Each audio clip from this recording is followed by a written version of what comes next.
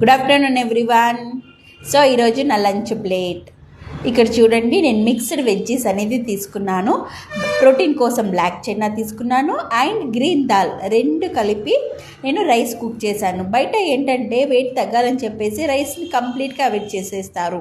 So అలా కాకుండా తక్కువ రైస్ అండ్ ఎక్కువ వెజ్జీస్ యాడ్ చేసుకోవడం వల్ల మనకు స్టమక్ ఫిల్లింగ్గా ఉంటుంది.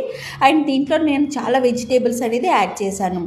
Brinjal, tomato, onion, garlic, green chillies ఇవన్నీ యాడ్ చేసేసి కుక్కర్లో పెట్టేసి ప్రిపేర్ చేసుకున్నాను. చాలా క్విక్గా ప్రిపేర్ అయిపోయింది అండ్ తక్కువ క్యాలరీస్ ఉంటుంది అండ్ రైస్ కూడా నేను తిన్నట్టు సాటిస్ఫైడ్గా ఉంటుంది స్టమక్ కూడా.